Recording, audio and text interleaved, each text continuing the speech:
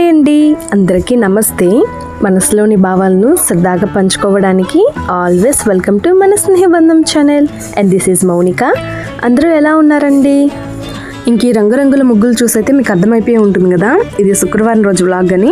అవునేనండి, ఇది శుక్రవారం రోజు వ్లాగ్. సో ఇంకా వర్షాలు ఎక్కువ పడుతున్నాయని కలర్స్ లైట్గా వేసి ఎర్రమట్టిని అయితే ఎక్కువగా పెట్టేసుకున్నాను. ఇంకా గడపలకి ఎర్రమట్టి పసుపు కుంకుమ పెడదామంటే వర్షాలు పడుతూ ఉన్నాయి కదా, ఇంకా దాన్ని తొక్కొని ఇంట్లోకి వస్తే ఇల్లు మొత్తం అదే అయిపోతుందని చెప్పి గడపలకి ఎర్రమట్టి అయితే పెట్టలేదు. ముగ్గేయడం కూడా చాలా లేట్ అయిపోయింది, ఎందుకంటే ఉదయం నుంచి కూడా అంటే తెల్లవారుజాము నుంచి చినుకులు పడుతూనే ఉన్నాయి. సరే ఆగితే వేద్దాము అని చెప్పి చూశాను, ఇంకా ఎంతకీ ఆగలేదు. సో 5కైతే స్టార్ట్ చేసేసాను ముగ్గు వేయడము. అందుకని చెప్పి ఎండబడిపోయింది బాగా. ఇంకా నేను ముగ్గేసుకొని వచ్చేసరికి మా అత్తయ్య గారు అయితే బెండకాయ ఫ్రై కోసమని అన్నీ రెడీ చేస్తూ ఉన్నారు.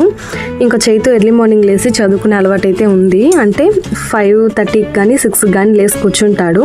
ఒక ½ an hour చదువుకొని కొరవ ఆడుకుంటాడు. ఇంకా 8కంతా రెడీ అయిపోతే బస్ కోసం వెళ్ళిపోవాలి. సో అందుకని చెప్పి కొంచెం ముందుగానే లేస్తాడు. రాత్రులు తొందరగానే పడుకుంటాడు. ఇంకా మొన్న నైట్ ఏంటంటే హోంవర్క్ నేనైతే చేయించలేకపోయాను.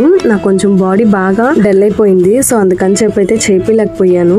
అంటే కొంచెం ఫీవర్ వచ్చినలాగా ఉండింది.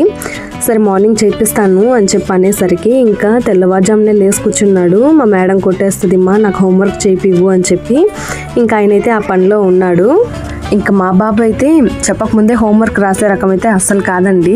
కాకపోతే మనకి ఏదైనా వీక్ పాయింట్ ఉందంటే నా వరకు అయితే డైరీ సైన్ అనమాట. డైరీలో సైన్ లేకపోతే క్లాస్లో అందరి ముందర షేమ్ చేస్తారంట. సో అందుకని చెప్పి డైరీ సైన్ కోసం చెప్పిన మాట వింటాడు. ఇంక ఇక్కడేమో ఇంటి పని పెట్టుకో ఉన్నాం కదా, సో ఆ చెట్లు అవన్నీ తీపిచ్చేస్తూ ఉన్నారు. ఈ మట్టంతా తోల్పిస్తున్నారు కదా, అంటే అవతలకి ఇంకా ఆ పనులు అయితే ఉన్నారు. సో దానికోసం అని చెప్పి పని వాళ్ళైతే వచ్చున్నారు ఆ మట్టి మొయ్యడానికి. మనం మట్టి కొనడం కంటే కూడాను వాటి కోసం అని చెప్పి పెట్టే కూలీలే చాలా ఎక్కువగా ఉన్నాయండి. మట్టి తక్కువ రేటుకే వచ్చింది కానీ కూలీలకు చాలా అయిపోయింది. ఇంక ఈ చెట్లన్నీ చూసారా, అవి ఉన్న బతకమని చెప్పారు. సో అందుకని చెప్పి వాటన్నిటిని అయితే తీపిచ్చేస్తున్నాము. ఇంకా ఇదేమో ఆలువేరుగడ్డ చెట్టు అండి, అది బాగా వచ్చింది.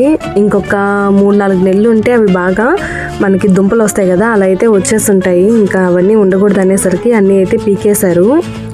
అసలు వీటన్నిటిని తీపిస్తుంటే ఎంత బాధగా ఉందో. మనం వాటికి అంటే ఎంతెంత డబ్బులు ఖర్చు చేసాము, మోటార్ ఖర్చు, నీళ్ళు ఖర్చు ఇవన్నీ పక్కన పెట్టినా ఇన్ని రోజులు వాటితో హ్యాపీగా టైం స్పెండ్ చేస్తూ ఆ పూలు మనకు అందిస్తుంటే దేవుడికి పెట్టుకుంటూ వాటిని పీకేస్తుంటే అదేదో దీనంగా చూసినట్టు ఉందండి. చూసారా, ఇక్కడికి సగటికి సగం కంప్లీట్ చేసేస్తున్నారు. ఇంకా వాళ్ళు టిఫిన్లు చేస్తూ ఉన్నారు. సారీ, టిఫిన్లు కాదు, అన్నము. అంటే మధ్యాహ్నానికి ఉదయానికి కలిపి 11 గంటలకేమో తినేస్తారంట. ఇంకా మధ్యాహ్నం తినకుండా ఒకేసారి ఈవినింగ్ అయితే తింటారంట.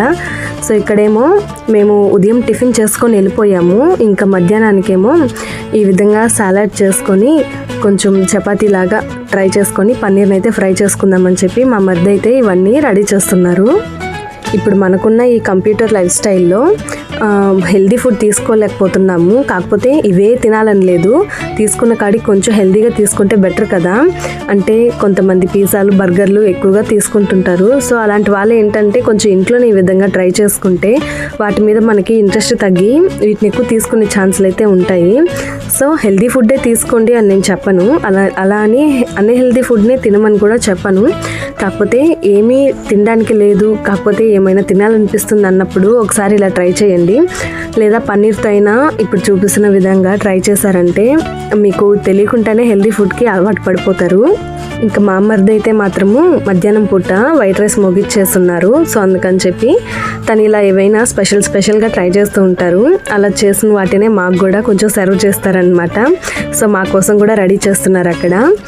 ఇంకా పన్నీర్ కోసం అని చెప్పి కొంచెం కారం, పసుపు, ఉప్పు, చిల్లీ ఫ్లేక్స్, కొంచెం లెమన్ని స్క్వీజ్ చేసుకొని దాని అంతటిని బాగా అంటే ఒక ముద్దలాగా చేసేసుకొని ఆ పన్నీర్కి బాగా పట్టించేసుకోవాలి. ఇంకా ఒక ప్యాన్లోకి ఆయిల్ కాకుండా గీ తీసుకుంటే చాలా బాగుంటుంది. మర్చిపోయాను, గరం మసాలా కూడా కొంచెం యాడ్ చేశారు. గీ తీసుకొని ఇంకా దీన్ని బాగా పూసేస్తాం కదా, పన్నీర్కి పట్టించిన తర్వాత ఆ గీ కాగిన తర్వాత కొంచెం అలాగా ఫ్రై చేసుకోవాలి. డీప్ ఫ్రై కాదండి, నార్మల్గా ప్యాన్ ఫ్రై చేసుకున్నామంటే అసలు నాన్ వెజ్ కూడా టేస్ట్ని బీట్ చేస్తుంది అనమాట, అంత బాగుంది. సో నేను కూడా ఈ మధ్య వైట్ రైస్నేమో సైడ్ చేయలేదు, కానీ వైట్ రైస్ ఎలానో అలవాటు పడిపోయాము, కష్టంగా ఉంది పక్కన పెట్టడానికి. సో అందుకని చెప్పి 1 కప్ ఆఫ్ వైట్ రైస్ అంటే ఒక 2 చపాతీస్ని అయితే తీసుకుంటున్నాను. ఇదేమన్నా డైటింగా అంటే డైటింగ్ అయితే కాదండి. ఎందుకు మన ఇంట్లోనే హెల్తీ ఫుడ్ని ప్రిపేర్ చేస్తున్నప్పుడు మనం దాన్ని సైడ్ చేసి మనం ఇలా ఈ ఫుడ్ తీసుకోవడం కంటే అది కొంచెం ఇది కొంచెం తీసుకోవడం బెటర్ కదా, అందుకని చెప్పి నేను ఇలా చేస్తున్నాను. ఇంకా మా బాబు విషయానికి వస్తేనేమో అతను ఇలా పచ్చి కూరగాయలు తినేయడం అయితే అలవాటేను. క్యారెట్ కానీ, ఆనియన్ కానీ, టమోటా కానీ, లేకపోతే క్యాప్సికమ్ ఇలా ఇవి పచ్చివిగా తినేయడము తనకి ఇష్టమేను. చైత్ర మాత్రం అస్సలు తినలేకుంది. సో అందుకని చెప్పి చైత్రకి ఏంటంటే క్యారెట్ని, బీట్రూట్ని మామూలుగా అంటే తురుమేసుకొని చపాతీలో కలిపి చపాతీ అయితే చేసిస్తాడు. సో మామూలుగా ఏంటంటే చైతుకి స్నాక్స్ కింద క్యారెట్ని చిన్ని పీసెస్గా చేసి దాంట్లోనే కొంచెం ఉప్పునైతే వేసి ఇచ్చేసేదాన్ని. సో రీసెంట్గా ఏంటంటే దాన్ని జ్యూస్ చేయడం అయితే స్టార్ట్ చేశాను, కానీ జ్యూస్గా అయితే తీసుకోలేకపోయారు. కానీ నేను ఒక 2 డేస్ అలా బలవంతం చేసేసరికి జ్యూస్ని కూడా తీసుకోవడానికి అయితే ట్రై చేశారు. కాకపోతే నాకే అయ్యో అనిపించింది, ఎందుకు అంత బలవంతంగా తాగిపీయడము, అది ఎలా అయినా కూడా కొంచెము ఒగురు వాసనగా ఉంటుంది కదా. సో అందుకని చెప్పి ఇలా మా మరిది ఏంటంటే అలా కాకుండా మనం జ్యూస్ చేసి ఇవ్వడం వల్ల ఉట్టి ఫ్లూయిడ్ వరకే మనకు ఒంట్లోకి వెళ్తుంది, కానీ ఫైబర్ ఏమి అందుతుంది. సో అందుకని చెప్పి అలా కాకుండా వాళ్ళకి చివ్ చేసే విధంగానే చిన్ని పీసెస్గానే ఇవ్వండి, అలా జ్యూస్ చేసి ఇవ్వకండి అని చెప్పి అయితే అన్నారు. సో తను క్యారెట్ని నార్మల్గా ఇచ్చినా తినేస్తాడు, కానీ జ్యూస్ చేస్తే మాత్రం అసలు తిండు. అందుకే నేను కూడా బలవంతం చేయకుండా ఆపేశాను. ఇంక ఇక్కడేమో ఈవినింగ్ స్నాక్స్ కింద డైనో షేక్ని అయితే ప్రిపేర్ చేస్తున్నాను, అంటే చాక్లెట్ షేక్ లాగా. సో మనకి హెర్బల్ లైఫ్లో డైనో షేక్ అయితే వస్తుంది కదా, సో దాన్నే కొంచెము చాక్లెట్ ఐస్ క్రీమ్ ఈ విధంగా డైనో షేక్ని 2 స్కూప్స్ వేసుకొని కొంచెం ఐస్ క్యూబ్స్ అలాగే కొంచెం షుగరు, మిల్క్ యాడ్ చేసుకొని మనము మిక్సీకి పట్టి ఇచ్చేస్తే పిల్లలు హ్యాపీగా తాగేస్తాడు. మనకి బయట షేక్స్ ఎలా అయితే ఉంటాయో సేమ్ అలానే అయితే ఉంటుంది. సో ఇదైతే మామూలుగా రెగ్యులర్గానే తీసుకుంటుంటాడు. ఇంకా స్నాక్స్లోకి వచ్చి ఆలూ కట్లెట్ని అయితే రెడీ చేస్తూ ఉన్నాను. సో దాన్ని ఫస్ట్ టైమే ట్రై చేయడం నేను వాళ్ళకి, దాన్ని అయితే అంత ఇష్టంగా తినలేదు, మరి పెడుతూ ఉంటే ఏమైనా అలవాటు పడతారేమో. ఇంక ఇక్కడైతే షేక్ని రెడీ చేయడం చూపిస్తున్నాను, కాకపోతే కెమెరా అక్కడికే నాకు కొంచెం బ్లింక్ అవుతూ వచ్చింది. సో అందుకని చెప్పి సగంలోనే ఆపేసానండి.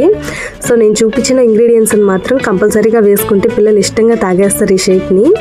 వాళ్ళకి పట్టు బలవంతాన కంపల్సరీ తినాలని పెట్టడం కన్నా వాళ్ళు ఇష్టంగా తినే వాటిని ఇంకొంచెం ఎక్కువ క్వాంటిటీలో ఇచ్చామంటే చాలా ఇష్టంగా తింటారు కదా. సో వీడియో ఎలా ఉందో కామెంట్ చేయడం మర్చిపోకండి. అలాగే ఎవరైనా కొత్తగా మన ఛానల్ చూస్తుంటే ప్లీజ్ దయచేసి సబ్స్క్రైబ్ చేసుకోండి అండ్ లైక్ చేయడం మాత్రం మర్చిపోకండి, ఎందుకంటే మీరు ఇచ్చే ఒక్క లైక్ నాకు ఎంతో సపోర్టివ్గా ఉంటుంది, ఇంకొక మంచి వీడియో చేయడానికి నాకు చాలా హెల్ప్ చేస్తుంది. అలాగే ఈ వీడియోని ఇంకొక చూడడానికి కూడా హెల్ప్ చేస్తుందండి. So thank you for watching, keep supporting.